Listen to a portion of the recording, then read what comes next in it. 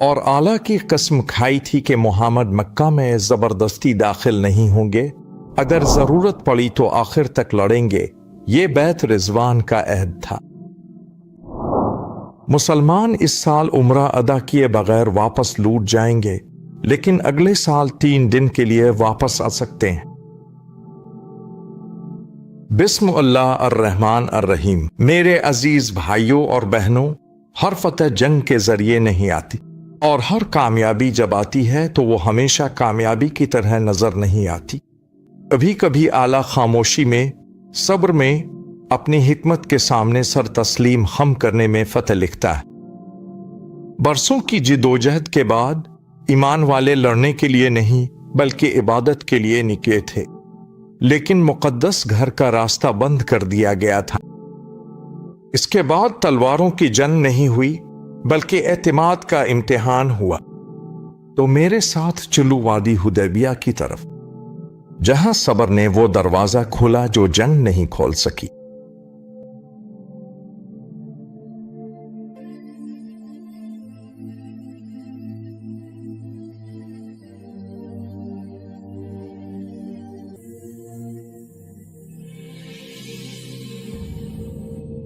مدینہ کی ریت پر ہوا بالکل ساکت تھی۔ ہجرت کے 6 سال رسول اعلیٰ صلی اللہ علیہ وسلم نے اپنے صحابہ کو بلایا۔ وہ مکہ جائیں گے، جنگ کے لیے نہیں بلکہ عمرہ یعنی چھوٹے حج کے لیے۔ ان کے پاس نہ کوئی کھلی تلوار تھی، نہ جنگ کے جھنڈے، صرف ایمان کا پرسکون عزم تھا۔ 700 آدمی ان کے ساتھ روانہ ہوئے اور 70 اونٹ قربانی کے لیے نشان زدہ تھے۔ نبی اکرم صلی اللہ علیہ وسلم نے فرمایا، ہم اعلیٰ کے گھر کے مہمان بن کر آئے ہیں، لڑنے والے بن کر نہیں۔ وہ سفر کرتے ہوئے اصفہان تک پہنچے۔ وہاں انہیں معلوم ہوا کہ ان کی آمد کی خبر ہو گئی ہے، اور انہوں نے اعلیٰ کی قسم کھائی ہے کہ محمد طاقت کے زور پر مکہ میں داخل نہیں ہوں گے۔ نبی اکرم صلی اللہ علیہ وسلم نے اپنے صحابہ کی طرف رخ کر کے فرمایا، افسوس ہے پر انہیں اس میں کیا نقصان ہے؟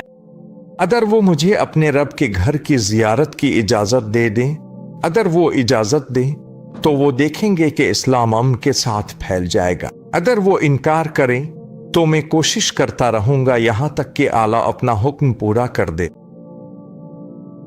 انہوں نے ایک انجان اور کٹھن راستہ اختیار کیا تاکہ ٹکراؤ سے بچا جا سکے، ایک ایسا راستہ جس پر کم ہی لوگ چلنے کی ہمت کرتے تھے۔ پتھریلی وادیوں اور ڈھلوانوں سے گزرتے ہوئے وہ خاموشی سے چلتے رہے، یہاں تک کہ نبی اکرم صلی اللہ علیہ وسلم ان کی اونٹنی القصواق حدیبیہ کے قریب بیٹھ گئی اور آگے نہ بڑھی۔ کچھ لوگوں نے کہا کہ وہ ضدی ہو گئی ہے، لیکن نبی اکرم صلی اللہ علیہ وسلم نے فرمایا، اس نے چلنے سے انکار نہیں کیا۔ جس نے ہاتھی کو روکا تھا، اسی نے اسے بھی روکا ہے۔ اپنے وہیں مقدس سرزمین کی سرحد پر قیام کیا۔ پیغام رساں دونوں طرف آتے جاتے رہے۔ ان میں سے ایک عروہ بن مسعود ثقفی تھے، جو نبی اکرم صلی اللہ علیہ وسلم کے صحابہ کو آپ کے گرد احترام سے گھرا ہوا دیکھ کر واپس گئے اور کہنے لگے، میں بادشاہوں قیصر، کسر اور نجاشی سے ملا ہوں، لیکن میں نے کبھی کسی بادشاہ کو اپنی قوم کی طرف سے اتنی عزت پاتے نہیں دیکھا جتنی محمد کو اپنے ساتھیوں سے ملتی ہے۔ ان میں سے ایک اور سہیل بن عمرو کی طرف سے مذاکرات کے لیے آئے۔ نبی اکرم صلی اللہ علیہ وسلم نے فرمایا، معاملہ آسان ہو گیا ہے کیونکہ انہوں نے سہیل کو بھیجا ہے اور اس کے نام کا مطلب ہی آسانی ہے۔ انہوں نے اس بات پر اتفاق کیا کہ 10 سال تک امن رہے گا، جو چاہے محمد کے ساتھ اتحاد کر سکتا ہے اور جو چاہے کے ساتھ اتحاد کر سکتا ہے۔ مسلمان اس سال عمرہ کیے بغیر واپس جائیں گے، लेकिन अगले साल 3 दिन के लिए वापस आ सकेंगे। जब मुआहिदा लिखा जा रहा था तो अबू जंदल बन सुहेल, जो कि इसी मुज़ाकरातकार के बेटे थे, जंजीरों में जकड़े हुए मैका से भाग निकले। वो पुकारने लगे, ये मुसलमानों के लोगों, क्या तुम मुझे मुशरिकों के हवाले कर दोगे कि वो मेरे ईमान की वजह से मुझे अजाब दें? सुहेल ने अपने ही बेटे को मारा और उसकी वापसी का मुतालबा किया, ये कहते हुए हमने इस शख्स के आने से पहले ही अपना मुआहिदा मुकम्मल कर लिया था। नबी अकरम सल्लल्लाहु अलैहि वसल्लम ने गहरे रंज के साथ फरमाया, ते अबू जंदल, सब्र करो और आला से अजर की उम्मीद रखो। आला जल्द ही तुम्हें और तुम्हारे साथ वालों को नजात का रास्ता अता फरमाएगा। सहाबा के दिल दुख से भर गए, लेकिन आला पर अतात और भरोसा गालिब रहा।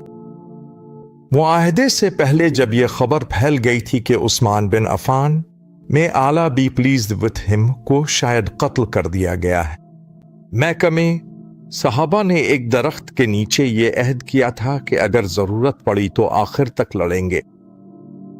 ये बैत रिजवान थी। आला ने वही नाजिल फरमाई, बेशक आला मोमिनों से राजी हुआ जब वो दरख्त के नीचे तुमसे बैत कर रहे थे। لتدرزني اللواء أنن المامنين زأب عن عافنين وتهت الشجرين। मुआहिदे के बाद कुछ सहाबा बेचैन थे। उमर बिन खिताब में आला बी प्लीज्ड विथ हिम ने पूछा, क्या हम हक पर नहीं हैं? हम जिल्लत क्यों कबूल करें? नबी अकरम सल्लल्लाहु अलैहि वसल्लम ने जवाब दिया, मैं आला का रसूल हूं और मैं आला की नाफरमानी नहीं करूंगा। वो अपने हुक्म को गालिब करेगा। मदीना वापसी पर वही नाजिल हुई।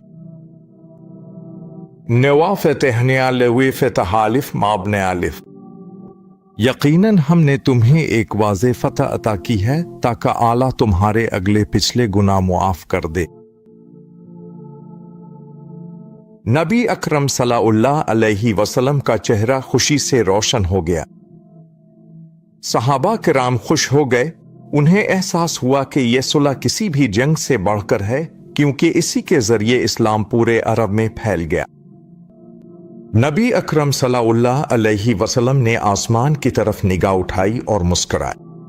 ना तलवारें टकराईं, ना शहर जले, फिर भी यही असल फतह थी।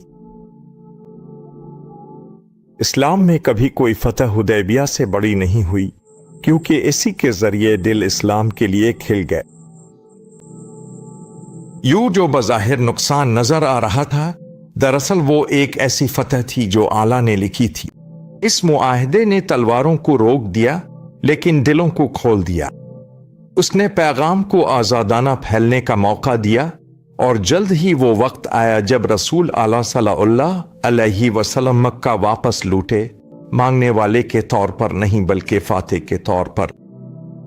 अगली क़िस्त में इंशाअल्लाह हम ईमान के काफिले और खैबर की फतह का मंजर देखेंगे। सल्लल्लाहु अलैहि मुहम्मद।